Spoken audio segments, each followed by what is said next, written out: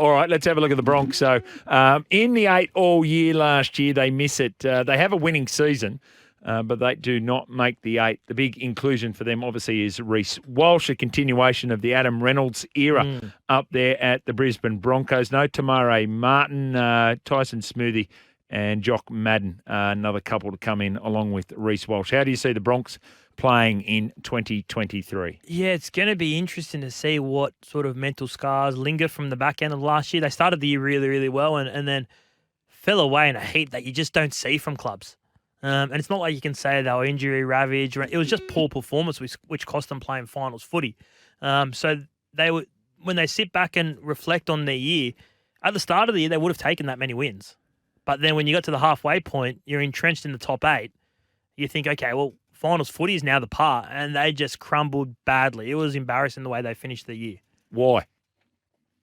Just looked like a side that had put so much emphasis on starting the year well, were affected by Origin for the first time in a couple of years, and then just couldn't find a way out. They just didn't have, after Plan A started to fail and teams started to work them out and their performances dipped, they just didn't have anywhere else to go. Do we have concerns around what's happening up there with the Broncos? I know there's obvious reasons, but Payne Haas has not come back for 12 days. There's always seems to be issues around Payne Haas and his relationship with the Broncos. I mean, it seems to have been sorted out, but you feel like it's just bubbling below the surface. Do you get that impression, Mick? Yeah, definitely. He seems like you just wonder how fully committed Payne Haas is to being a Brisbane Bronco. Forget the current situation at play, right? The serious charges against his mother. But we're talking strictly from Payne Haas and football and his relationship with the club, and it just doesn't look like it's at ease there at all. How does that come about? And here's the problem for Payne Haas. But a lot of times players go to other clubs and those same problems are there. Yes. So it's not the club that's the problem. Grass is not always greener, right? Correct. Correct. The thing with Payne, he'd have a lot of people in his ear, particularly rival clubs, rival agents, all this sort of stuff saying, mate, you're worth $1 million. We think we can do this for you. Yes. And he's probably believed a bit of it. Because at his best, he's one of, if not the premier front row in the competition. Paul Morgan Awards, 4 in a row. He's won the Club Player of the Year 4 years in a row, which is quite extraordinary. And still has a decade left in the game. I was going to say, and he's brought 23 years of age. Here's your spine. Reece Walsh, Ezra Mam, maybe. Adam Reynolds, Billy Walters. Weak. Maybe. One of the weakest in the comp. When the person mentioned earlier, who do you think is going to have a breakout season? I thought Reece Walsh. You're less convinced. I've just got some concerns, and we saw the minor incident again with David Fafita, just his application off the field and whether he has grown up and matured enough to be essentially one of the faces of the biggest club, potentially one of the biggest clubs in the NRL. The expectation, the pressure, walking the streets and being recognised, how he deals with all of that. Can he overcome that hype, that rock star status and perform on the field? And there was some question marks around the Warriors about that. Of all the coaches that are under pressure, does Kevin Walters escape a bit of scrutiny? No.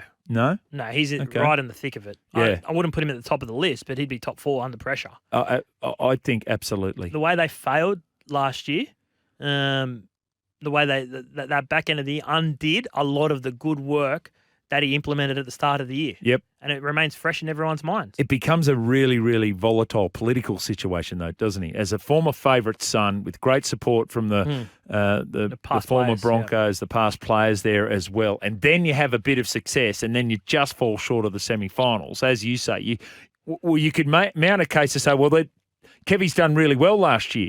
But then there's the other way to look at it and think, well, you've probably, given your start to the season, finished short of your expectation. Do we still know whether Adam Reynolds is a good signing for 3 years?